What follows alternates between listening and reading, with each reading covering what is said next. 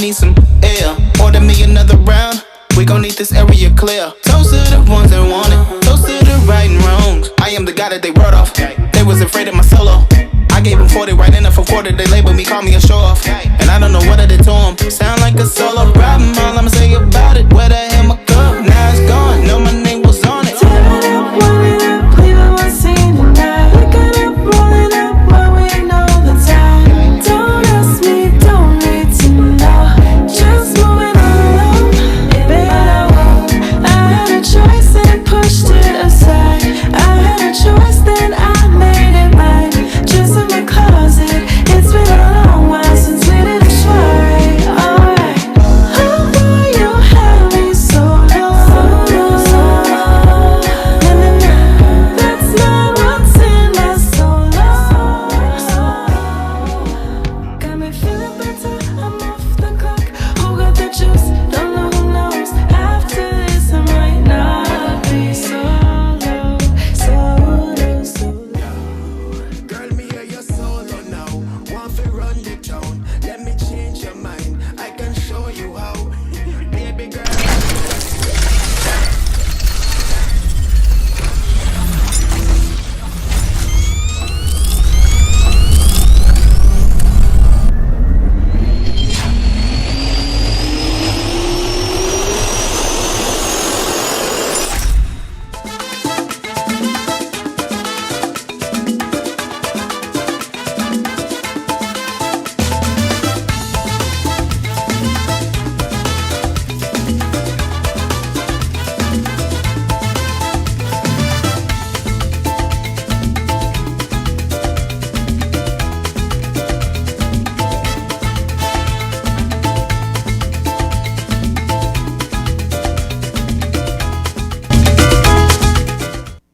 Unmute me. Welcome to the show, everybody. Welcome to the show. It's your boy Rico No Suave, ready to go with each and every one of you guys. I am back, and happy evening to you.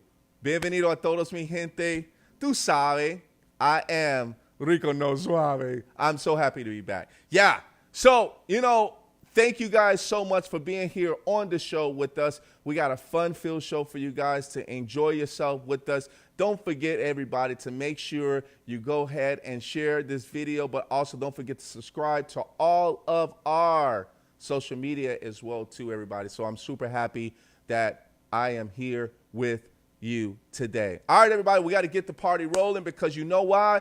It's Latino Heritage Month, everybody. And yes, Latino Heritage Month, todos somos uno. We are one. To everybody, in Latin America, tú sabes, mi gente. Hey, Central America, Cuba, Puerto Rico, Paraguay, Colombia, Mexico, Peru, Chimbum, Callao. Yes, tú sabes.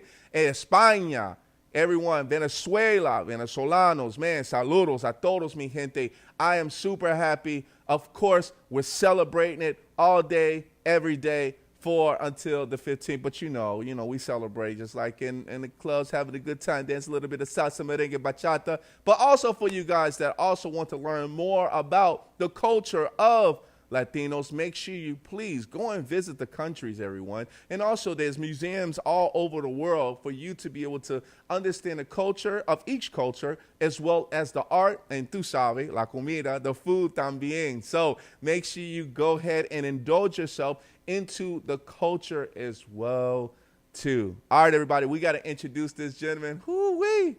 We got to introduce this gentleman here. He is, wow. He's the man.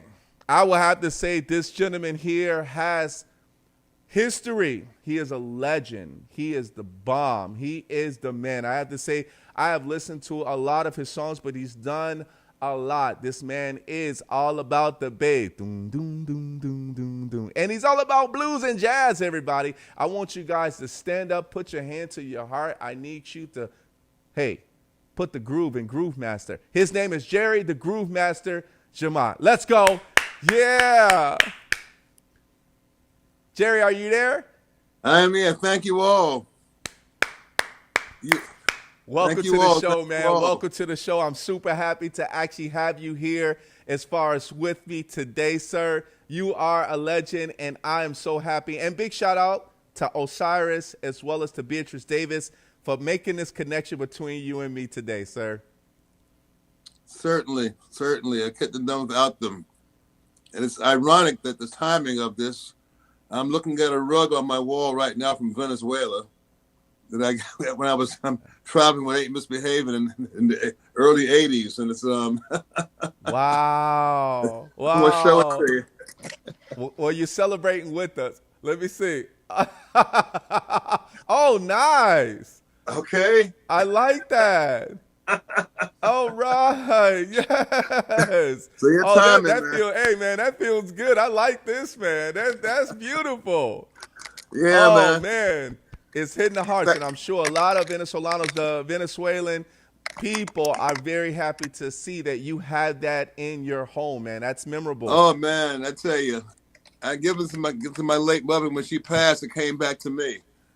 Wow. But it was just an honor just to be able to play music and go around the world and have all these different experiences. Yes, sir. Let's get right You asked into me it. some pretty provocative questions. Let me turn my sound up. I was so excited about the fact that this was Latin Heritage Month, and I'm looking at this rug from Venezuela, and Yeah. you mentioned of all the countries, one I had been to, so it's really what we say, miojo. Nothing doesn't happen for a reason. You know, when you go to a Latin country and you actually play for them, you know that's like a second home to you now. Like when you go there Oh, and yes, play, it's indulging. But the music, when being a Black American, we didn't have exposed to our Afrocentric roots, and it came Yes. through the Latin American. So I've been playing Latin music all my life. All right. I grew up playing with every Latin star you can think of, from Ray Barreto, Johnny Pacheco, Let's go. Ray Montilla, Yes. Pucho and the Latin Soul Brothers, Willie Bobo.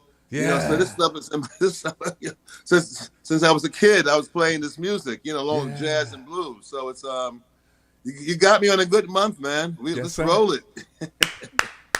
That's what I'm talking about, man. When you say, Yeah. I think he has, I think it was a Haitian song, like that one song by Willie Bobo I really love. It goes like, dun, dun, dun, dun, dun, dun, dun, dun, dun, dun, dun, dun, dun. It's like, I think it's like a Haitian, I think it's either Haitian Boy or something like that. It's such a smooth song by Willie Bobo, man, and I love dancing salsa to that song. Well, they call it a little bit of mambo, So. Oh yeah, man. We throw down playing fried neck bones. Yeah. There's something else I can't name it right now, but we was my mentor, Arthur Sterling. We would always go back and forth because he's from Panama. So we have had a great relationship all these years. In fact. Yeah. Man, you know what? This is going to be a fun-filled show. Everybody's going to be happy about this. Of course, we got a few commercial breaks that we're going to actually have within our show here. But we got to get to, man, I know there's more hours that we're going to need from you. But, of course, we're going to have to summarize some of this stuff. But we want to get the goodness. And one of the part of having the goodness of this show is understanding why you, as an artist and a musician, why did you pick the bass to actually play? Well, that's a story that in my book, Make It Happen. Yes. Life and Times of the GrooveMaster bassist Jerry Jemmott. Okay. And took me quite a while to write it. And in it, while writing it, I discovered, why much of my life, which I had actually tried to forget at some point, how it started. And basically, I picked the bass because it was comfortable for me to play. I had a pretty rough childhood, and I didn't have too many aspirations. I was had some traumatic brain injuries as a child. So as a result, I was withdrawn, paranoid, anxiety, suffered from a lot of different things coming up as a child. I was shut down, and after having being hit by a car in the fourth grade, fifth grade, entering the fifth grade, I woke up hearing music differently, and the bass stood out to me as something that I could possibly do and be comfortable in life. And this is just as simple as that. I bought it was from my other day described it as a life preserver. Actually Yeah. gave me a life, gave me something to live for. So that's how I got into music. Basically, I've been exposed to music prior to that. My godfather played the bass. I've been around a bass. Had no interest at all to do anything basically. But Yeah. that car accident, I got hit by a car at the age of 9 and woke Mm. up weeks later. Came out the hospital and everything was just totally different. The music I had listened to coming up as a kid, listening to my mother's classical music on the radio, my aunts and uncles rhythm and blues and jazz, and my Yeah. sister would bring home folk music and the new jazz. My uncle and uncles, they'd be playing like, Ellington and Basie and Slim Yeah. Gaylord, all the rhythm and blues artists from the 40s and 50s. My sister brought home like the new stuff like from Miles Davis. Yeah. And after the accident, all of a sudden, the bass stood out like, wow, I want to do that. And that's Yeah. the first time ever uttered those words in my life that I wanted to do something. So the Yeah. commitment for after that was just like, I was nonstop practicing. Once I got my hands on the bass when I entered junior high school. But when you read my book, you'll see all this chronicled out. It's it's interesting story. Once you pick it up, you won't be able to put it down. That's right. That's just like the bass, baby. That's it. Once you pick it up, you ain't gonna put it down. I mean, I love it, man. I love it, Jerry. When you talk about, because I come from a family where my father was a piano player, and of course he had instrument. He had of course some of his band members that did play the bass, play the trumpet, and he was a pianist, right? He played the piano, and he played in a way where everyone complimented each other when it came to the music. But that bass, whenever the bass actually hit, you guys have a style of the bass that actually, when we talk about being groovy, like, yeah, groovy, baby, and it's always like you have this certain feel to the bass when you're actually playing either with jazz or it's actually with blues. Do you feel that the bass is the main centerpiece of the bass line of most of the music that you have actually put out and played with other artists? Most often, it does happen to be that way. I've put out records with artists where it was just basically simple, supplemental, traditional bass that generic stuff. I've recorded doing that kind of work. But most interestingly, what you're saying is funny. You hit a nerve when you said that about the interplay between your uncles and your friends, father's friends. How the bass has a certain thing that it does, especially in Latin music. When we go down, we watch the dancers, and at a Right. certain point, when I play a certain low note, they would go down and do a dip. Yeah. So you learn to relate to not only the Yeah. musicians, but people. The audience is so important, and music in general, relating to the audience and being able to feed them, Yeah. because they come looking for live music in a lot of places. Sometimes they just happen to stumble onto some good music. Yeah. But some people go out actually looking for music, and it's wonderful to be able to relate to them. But as far as the bass goes, it is the center point. I was just talking to one of my associates the other day, how we talk about how the bass is so not fundamental, but disruptive. Yeah. At the same time soothing. Yeah. It carries the whole realm of emotions basically, because it sets the groove. It sets the emotions of the music. It relates to the title of the music. Everything Yeah. I've ever recorded where I had some say into what I was going to play always reflected the title of the music Yeah. and the feeling of the music. Right. And the mission of the title. The mission is to tell the story, to bring that story of the lyrics, to bring that to life. Yeah. To me, that was always my job to do, and to help the other musicians do the same thing, and impart that to the listeners also.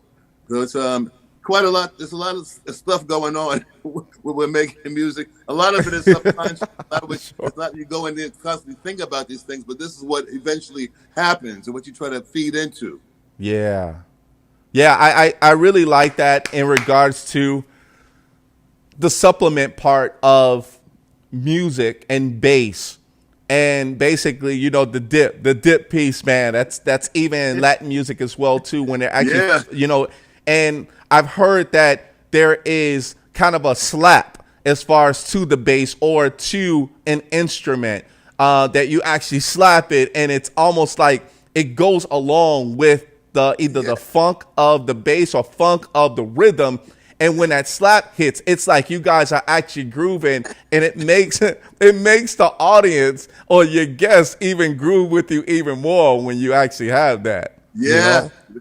they can feel it. It's that like it was almost like not what you always hear, but the things you can imagine you hear with that slap. It's not one particular note. It's just the sound. It's like at the right sound at the right time in between the cracks. It's like the excitement of it all, and everybody gets it.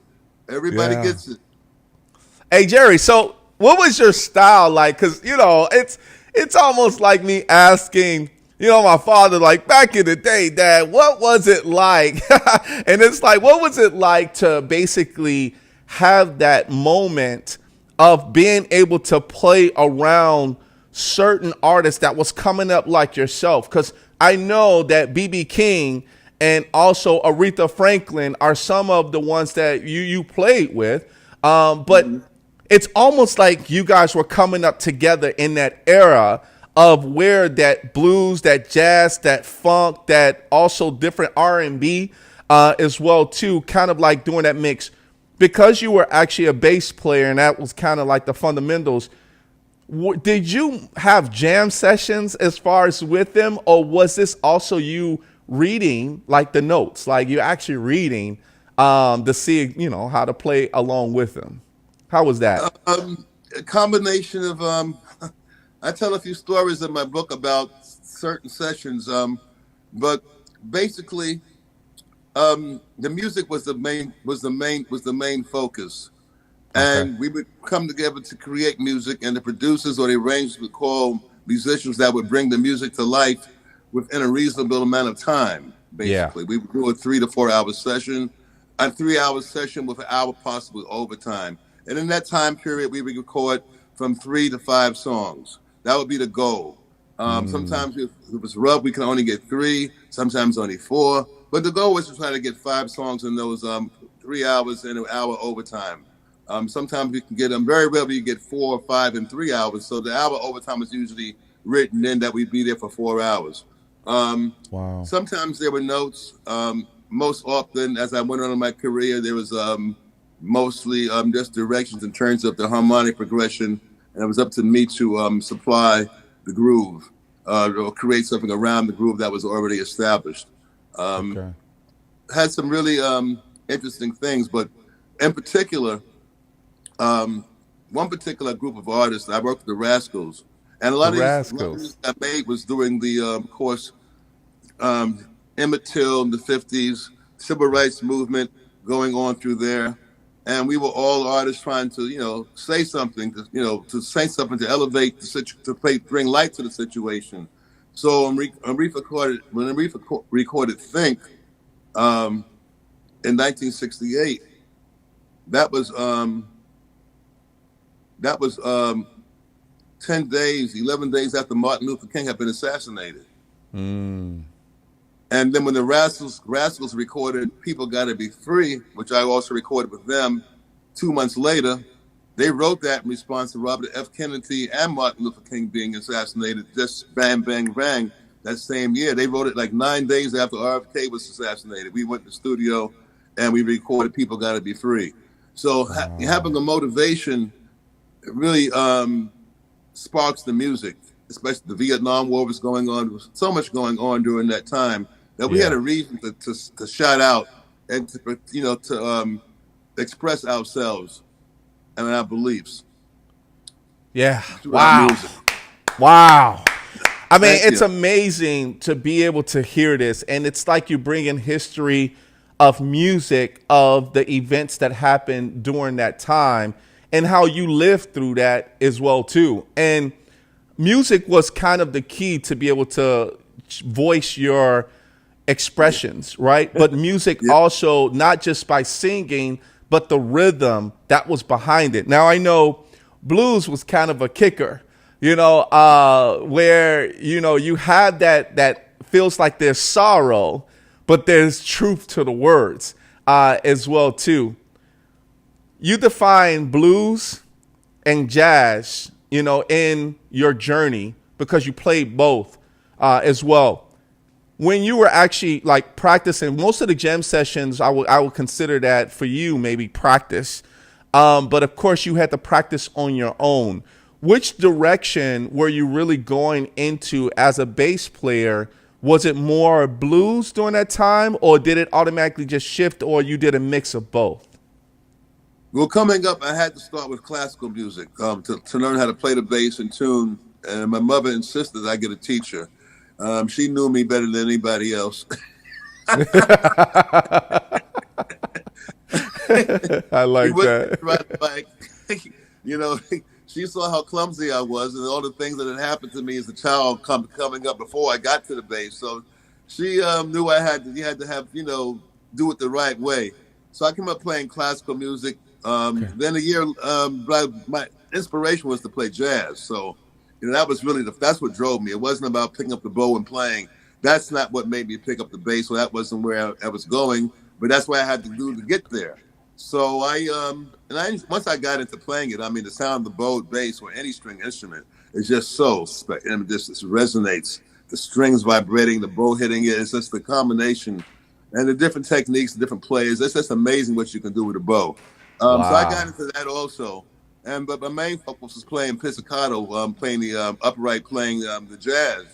And after playing, going to the classical program at I was at the All Bronx Junior High School Orchestra, and I was the principal bassist. But we made a recording. That's my first recording. I just had turned 12.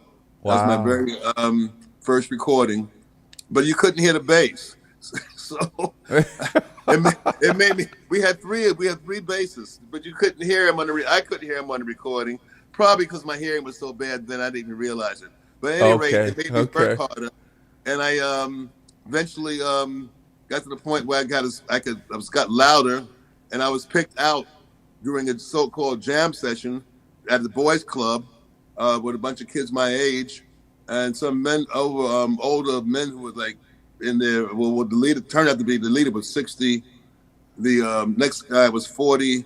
The drummer was 30, and I was 12. I joined their band. Wow. So that's how I started my professional career.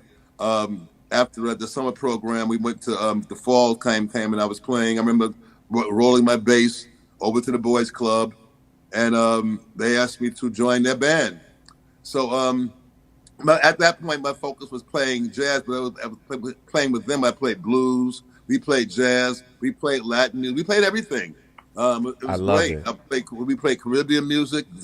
The tenor player was from the island, so But we had a lot of. He introduced me to other bands, and the drummer would introduce me to other bands. So I was getting around meeting other musicians as things go, and before you know it, I'm gigging pretty much 3 or 4 times a week while going through junior high school and high school. And I like that. I like that, man. And I was going to ask that question, but Jerry, we're going to take a quick break real quick. Everybody, you already know my man Jerry, the GrooveMaster, Jemmott, the Grammy award-winning bassist is here on the show with us, everybody. I'm so honored to actually, just be with him right now. I have so many other questions. But Jerry, give me 30 seconds. We'll be right back. Let's go. It. Work it.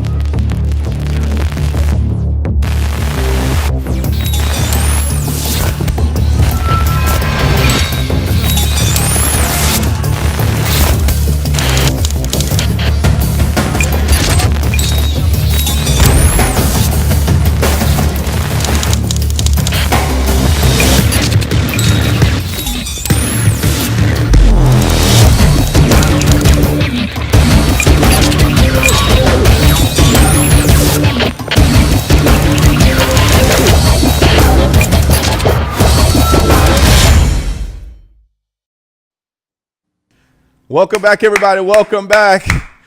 My man, yes, you already know my man Jerry, the Groove Master, Jemmott. He's with me today. Jerry, are you having a good time so far? I'm having a great time, baby. Let's go, man. Let's go. We talk about the gigging, right? Because this is going to actually go into the next question, in regards to you playing. Now, of course, there was a big age difference when it came to you playing the bass with, a 20 age difference, 20-year-old age difference, with the other bass and also with the other people that was in the band. It was so good that you actually, I call it tutoring, in regards to you being tutored with, kind of legends for yourself or people that was experienced in regards to where you were going. Now, Of course, I was going to ask you, how did you get into those clubs, being 12 years old and playing with those gigs if you were actually going to the clubs? But you kind of answer that question because you say, hey, I'm with the band, but don't serve me alcohol, That's it. That was it. But the last line, that was not in effect. I was tall. I was a tall kid. Okay. So I was with the band. And they did serve me alcohol. But fortunately, I was no stranger to alcohol. My mother groomed me well, so I wasn't. The alcohol didn't really bother me. The fact that I had access to it, but I never really got into it. Not until like much later in my career. Well, that's good. That's good. That's good. Yeah. I mean, as a young age, you want to make sure that. What was there was, listen, they were selling 3 for $1, 4 for $1, 5 for $1, 5 shots for $1, 4 shots, depending on which bar we were working in. I mean, we could get it. You could get it. It wasn't, if it wasn't mine, it'd be somebody else's if I wanted it. Yeah, I mean, it's like the whole band for $1. You know what I mean? No problem. That's awesome. That is awesome. And some of the gigs that you did play. Now, of course, being in high school or going through school in general. Did you also attend? Were you also in college as well too, or was it just high school and then you took your career off as far as with as a musician? How did that all work out? It was just high school. I was so involved with the music. Yeah. You got to read my book. Yeah. In fact, if I can tell, the funny thing is, there's so many things in the book that I left out. Sure. That I can tell you, but I actually document that story in my book where I was attending a rehearsal and a jam session with my boys, cats I was who groomed me was playing with. Here I'm now, I'm about 16 now, and I'm playing at a rehearsal. We just jamming at a school in the Bronx, and I realized at 8 o'clock, I said, "Damn, it's 8 o'clock." I'm supposed to be at the graduation exercises in my tux in my suit and my bass playing, but I'm over here 3 miles away, so I didn't make it. Oh no! And, I didn't make it, and I got failed for orchestra, and I couldn't graduate that year. So that was the end of my high school career.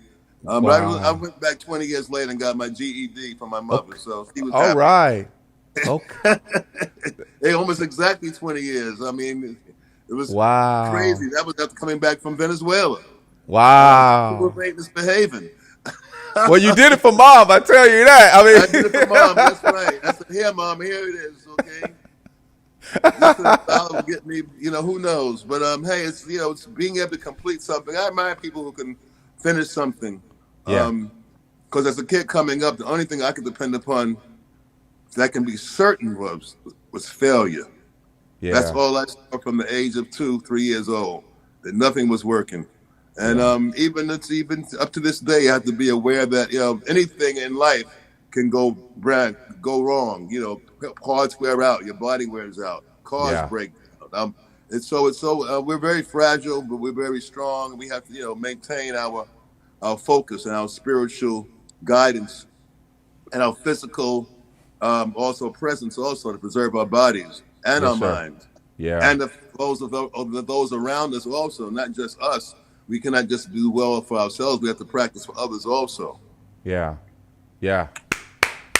I definitely Thank you. love that. And the one thing is that of course it was called. I'm doing it not just for mom, but I'm doing a dedication as far as to my mom, but also for myself to be able to say I need to go back and get that because it's, you know how our parents are. Our parents are saying, hey, we want you to be the best you can be. You know, we That's want you to make sure that you make an accomplishment, you're completing something in order for you to continue. Because yes, in most cases, jobs as well look at if you have a high school education or a GED, knowing that you have that intelligence to say, hey, yes, I can move forward. But it's cool because you actually use the music to be able to help you get through. But yeah, the gown thing, yeah, sometimes music will take you where you can't get back to, you know, graduation or get your gown, yeah. you know. So Yeah. Anything consumes your life like that, you have yeah, to be aware of the big picture.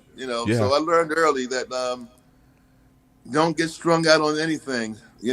Because yeah, it's easier said than done. true. As That's true. And moms, you know, speaking of moms and speaking of family as well too, because I'm sure that moms used to listen to you play or listen to you all the time play as well too. How did your mom and your family support you in your journey as well as working with some of celebrities? So of course I'm going to have to give some shout outs to the people that's tuning in, but there is one question that is here that kind of goes into my next question.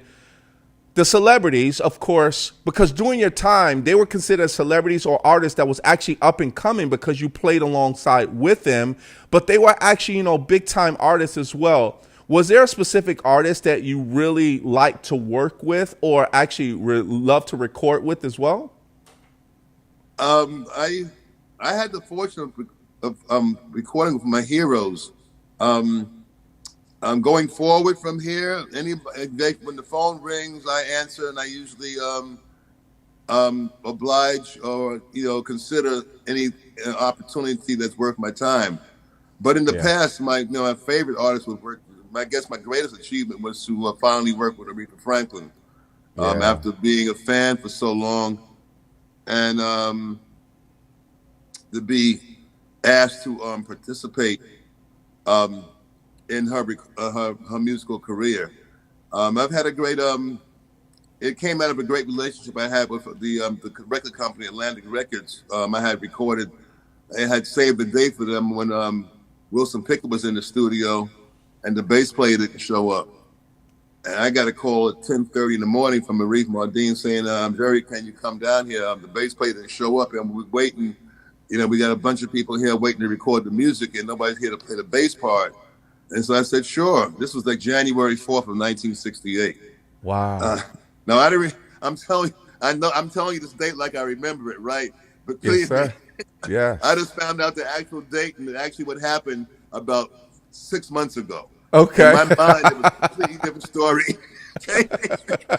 I remember getting a phone call. I was on my mother's couch to get the phone call at 10:30 in the morning and going down to the studio. Wilson Pickett was there and Aretha, and they had to get the music done and get to Italy by the end of the week. That's all I wow, remembered. So I got to put the pieces together and years later. But it made way for him to work in Europe and Italy, and a lot of rhythm and blues artists also to work in Europe. So that was like monumental for me.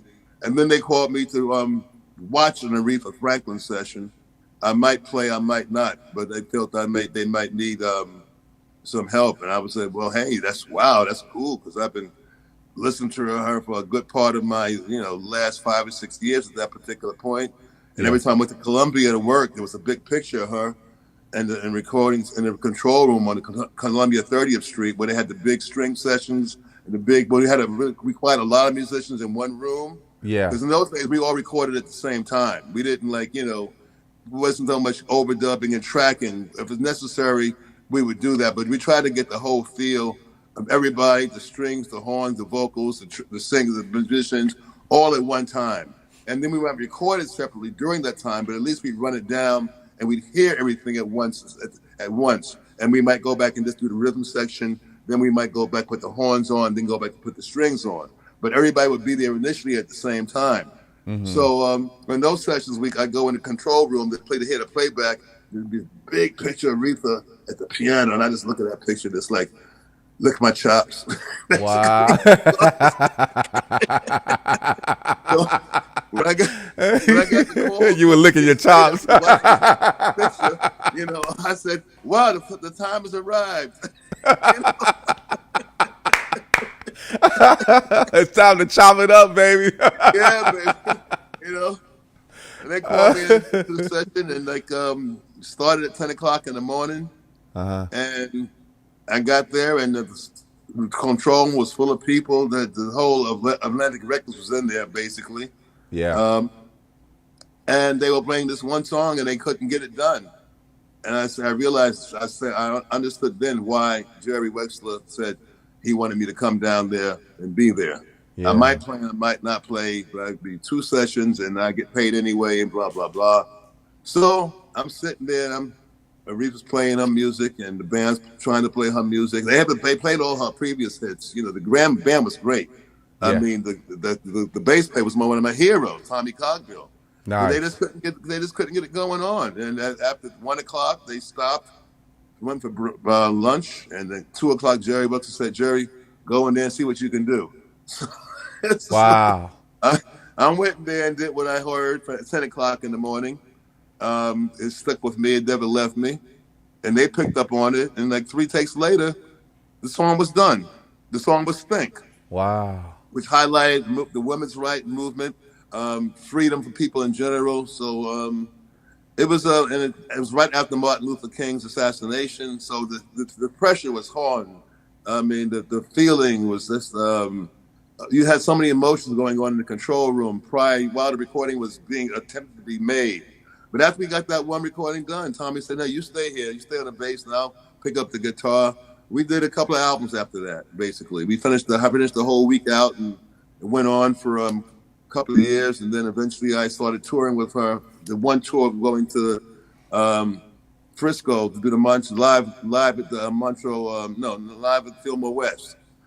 And we've had a long, relationship ever since then. And then later, 43 years later, she called me to do the latest David Letterman show. Wow. So, wow. That's really something that, resonates in my life, how something can start and continue, forever, basically. And of course, music that we made will live on forever. We did Say a Little Prayer, The House that Jack Built, You Send Me, a whole bunch of stuff that we had recorded during those years. That's love, man. Oh, yeah. Man. I appreciate the appreciation. Yes, sir. No, I appreciate you because, to be able to be within those moments, and not everybody get a chance to be able to do that, but, they say you only get that one chance, right? And you have to take that one chance to be able to make it happen.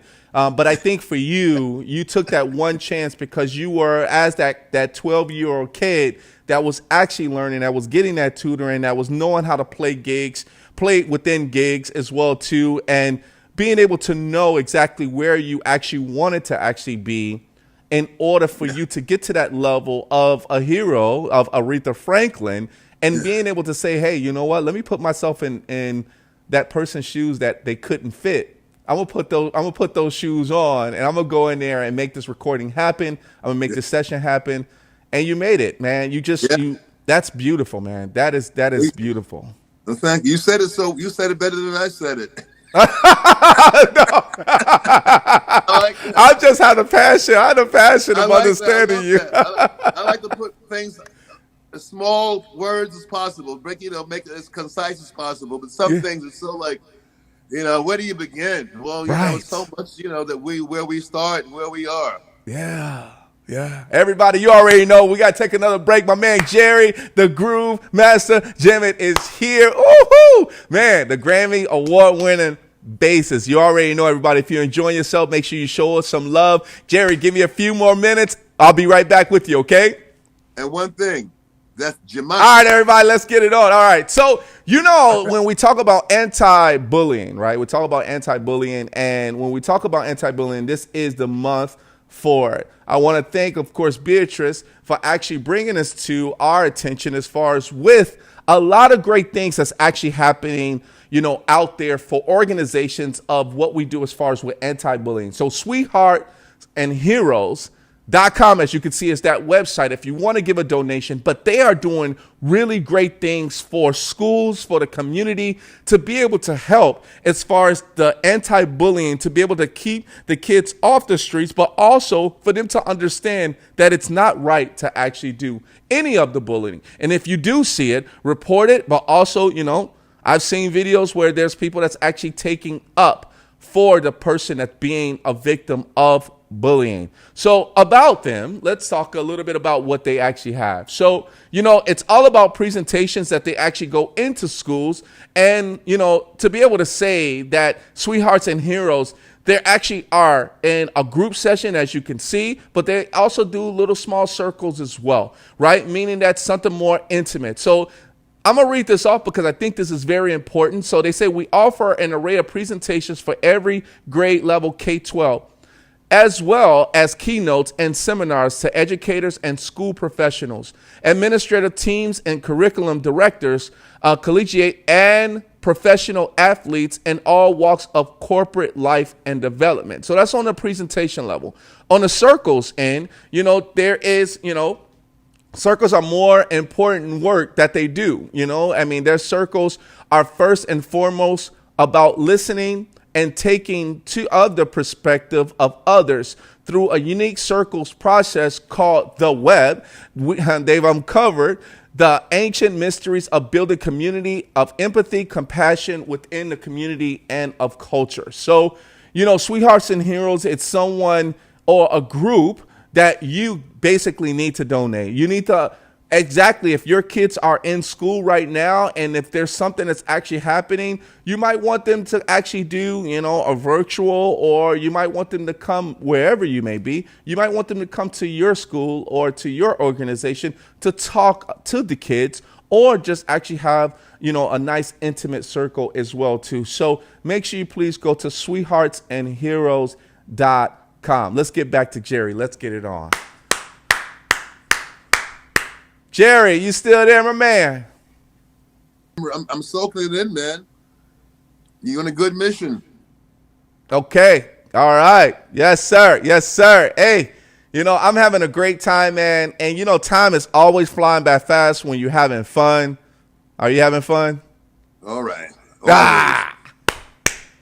Let's go. All right. Sir, you talk about Aretha Franklin, but you also talked about, in regards to, talked about a little bit about jazz and also in blues. As an artist, a musician, a bassist like yourself that understands the difference between jazz and blues, which one is like, if you put 100%, which one is more 70, which one is more 80, or which one is 50-50? Like, what of a percentage would you say? Because jazz and blues kind of have a different style to them. Which one do you appreciate more?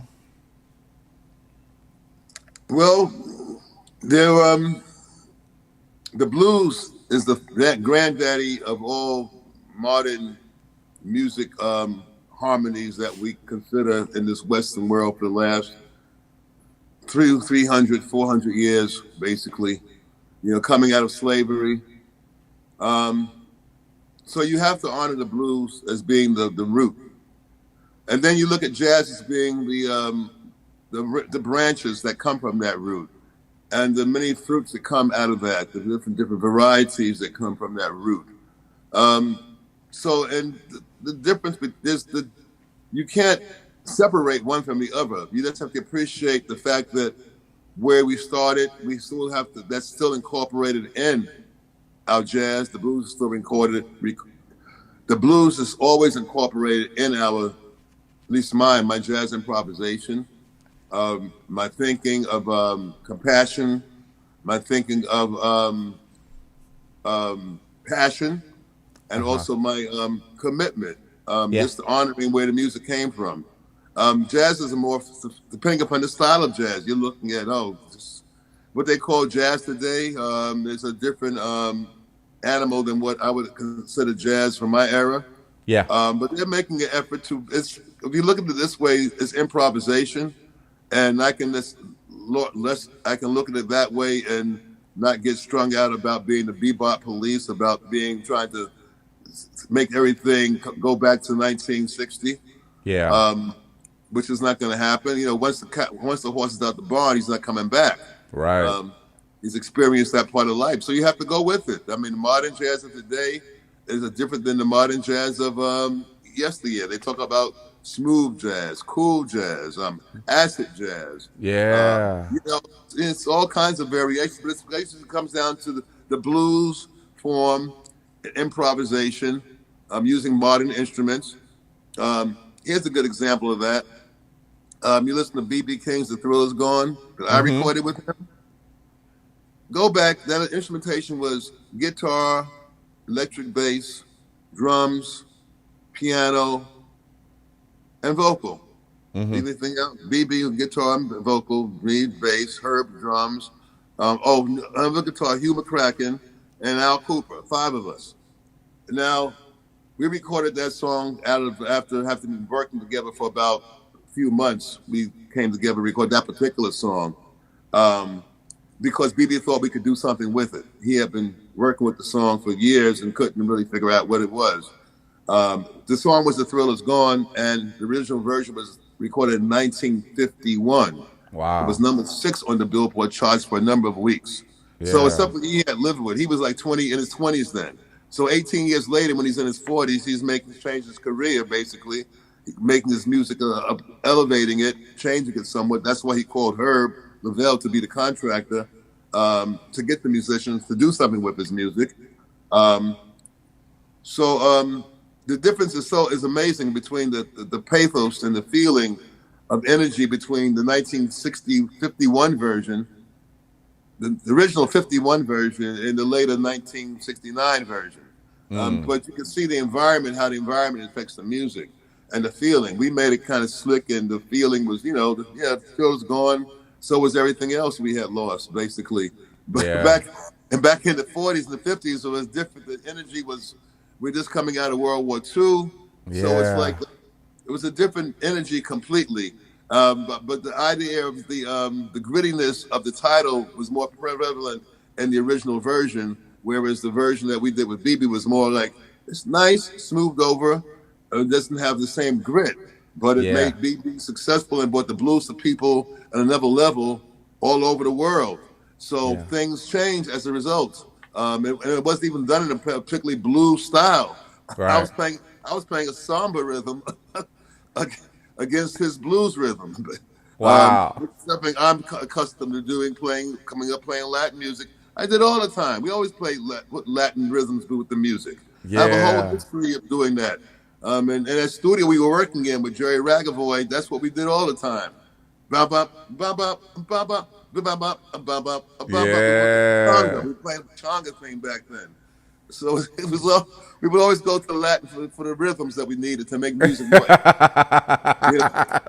how it is, baby. And that comes from Africa. That's the African root. That's right. To South America. So it's all there. So to answer the question, if there is an answer to your question, you have to appreciate the grandfather and the ancestors and their siblings that come as a result of it. That's right. And all the intermarriages that happen along the way. We're all connected. Yeah. All right. Thank you. One of the things that you did talk about is the roots. We talk about the roots of Africa. We talk about the roots of the Latin rhythms of, the descendants, the ancestors, and people that only knew what music and incorporated their own beats and their own styles. And of course, when it started getting into the Latin scene of being able to use the clave and a guido and the congas and the bongos, well, it was the box, the caja, right? And we used to play, and playing all of that, it was kind of like being in the field of, we only had sticks, we only had little box, and we'll have the circles, and we're actually chanting. Those are where, what you're talking about is still living through the times of when you were playing Latin jazz and you mixed it up and gave a nice little feel to what was actually original, but actually, remastered it just a little bit. So I love that, man. I love that piece. That's love, man. That is so much love. When you say you got it down, my brother. I love it, man. That you see where I'm coming from. Yes, sir. I definitely, man. And that's the passion that I have as far as what you have and what you've done, man. It's so much history. I wish I had more time with you to talk, but I definitely going to have to get you back on the scene. But, we're down to our last few minutes, and I have to say hello to some of the people that's actually in our audience real quick. John T for free, he says, hey man, hello everybody. He said, I am loving, he said it's super groovy. My man John Vergara, he loved the 80s and he's a really great artist. He says living legend. So he knows about you. That's for sure.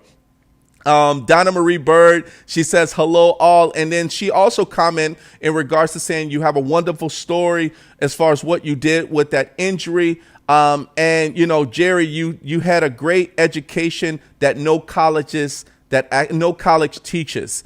And I was like, wow, that's awesome. Beatrice Davis says you have amazing stories. You have a wonderful story as well too. And she's super impressed, in regards to that. But that's, some of the people, and Hollis Wilborn is actually checking in as well too. Guys, thank you. Thank you, Hollis, for actually putting that out there. Check him out, Heart of Hollywood magazine. Please go and vote for my man, Hollis Wilborn, as well too. Jerry, we're down to our last few, man, and I've had such a great time as far as with you here on the show. But I do have something for you, right? And this really means a lot to me, that I have a Rico No Suave show shirt for you. All right. Yes, sir. This is for you, man. This is for you, sir. And, not just being a GrooveMaster, but you bring history to the show and to the audience. And, like I said, if we had more time, I'm telling you, everybody will be educated, but we want to make sure that they do pick up your book as well, too. But this shirt symbolizes you in regards to what you have done, what you have accomplished, being that young kid at 12, and also to your moms, right? And I really commend you in regards to you going back to get your GED, and that's, not everybody, once they get done as far as high school, they don't go back to get their GED, but you did it for your mom.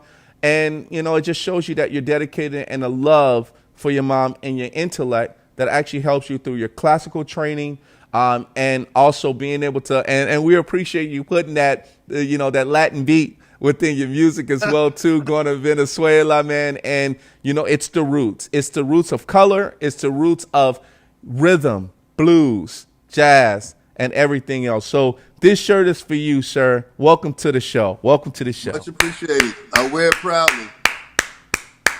Thank you, sir. Before we get out of here, we got to put up your social media. I know that you have a book on your website as well, too, which we'll put that up, jerrygemmott.com. Please go there. Is there a way for them to find out more in regards to how they can purchase your book on your website? I've partnered with the Bassist Academy.org, okay. And you can actually get a signed copy of my book through them. It's the Bass Shed. I should have sent you a link. Maybe I can send it to you. You can put it up, edit it through. Sure. For later viewing, but it's the Bass Shed Academy.org. Okay. And also, I'll be, if you're in LA, I'll be working with Mark Joseph. It looks like at the Mint on November 10th. Those of you for that want to hear some good live music. Brilliant guitar player and writer. Writes great songs. I recorded an album with him last year. Awesome. So we're coming to LA. I think we're going back to Minnesota to do something in the farther the following week. But I know we have one day of the November 10th at the Mint. All so right. Other than that, keep watching this show. You know, my website is everything. You go to my website, you see the Solar Energy, which I talk about color, sound, music, and a variety of things, also alternative education. Yep. Also taking care of Mother Earth, the planet, all those things, all those good things. They're part of our ancestry. We have to keep it moving. Yes, And sir. I'm really honored to be on your show, Rico. It's no suave. It was mucho caliente. All right, Papa. I love that, man. I love that. I like that. Con sabor. We went flavor, baby. Con sabor. I love that. Yes, sir. Jerry, I want to thank you so much for being here on the show with me today. It was a pleasure. It was an honor. I definitely will have you back on the show because you have more accomplishments that needs to be shown and needs to be known as well, too. And also, you have a master class in Southern California. Is that correct? Yes, that's what I just came out of. I'm going to probably do something similar. I've gotten a lot of offers to do something at other places, so it's basically starting out here. It's simple. I can drive to it, but wherever I am, I have my book with me, so there's always an opportunity. All right. I got to get a book, man. I got to get that book. So I'm definitely going to keep in contact with you so we can get a book for us and the team here, man. We love to read about success stories. So, and also we definitely want to continue to support you as well too, sir. That's for sure. Beautiful. Much appreciated. Much Yes, appreciated. sir. All right, my man, I'm going to let you go, but I want you guys to put your hands together, show them nothing but some great love. My man, Jerry, the GrooveMaster Jemmott. Yes, sir. All right, my man, you take care, and we'll see you soon, okay? All right, baby. Ciao. Ciao. All right, everybody, we got to get out of here. We want to thank you guys so much for actually being here on the show as far as with us. The Rico No Suave Show. This is what we give you. This is what we love to give you, some great success, but also we give you legends here. We give you people that you need to know that it doesn't stop if somebody puts something in front of you of an obstacle, or if it's something by, of course, nature that kind of holds you back a little bit, and knowing that there's going to be times where you need to get back on your feet, everybody. But you already know Jerry, the GrooveMaster Jemmott. So appreciate him being on the show. We got to put up our social media because we want you guys to continue to support us. Make sure you go to our website, everybody, www.thericonosuaveshow.com. That's where you'll see all of the archives, everyone, and that's where you'll see a lot of information about us. We got the store up there, and we also have a music store. So check out our music store. We have my man Jose Cornier, who is a big affiliation as far as with us. If you like Latin jazz, make sure you go ahead and purchase his music on our website. Here's the next one. You already know. Boom. Instagram. At Rico No Suave Show, everybody. Make sure you go ahead and follow and like everything we're doing there. Here's the next one. Let's go. Facebook, we left, we came back. That's what we do because they missed us. Rico No Suave Show, go ahead and like and love everything that we're doing there as well, too. All right. Our next one is also important. Subscribe to our channel at Rico No Suave Show. Subscribe, like, just like it, man. Just like everything we do, right? All of the videos, just like it. Let's do it. Here we go. Last but not least, Mixcloud.com/Rico No Suave Show. That is where we're at when it comes to audio. So if you're driving and you want to hear kind of the podcast feel, make sure you go there on Mixcloud.com/Rico No Suave Show. Guys, we are back next week. So make sure you guys tune in to our show. And I'll see you guys soon as we end off the show just like this. Let's go.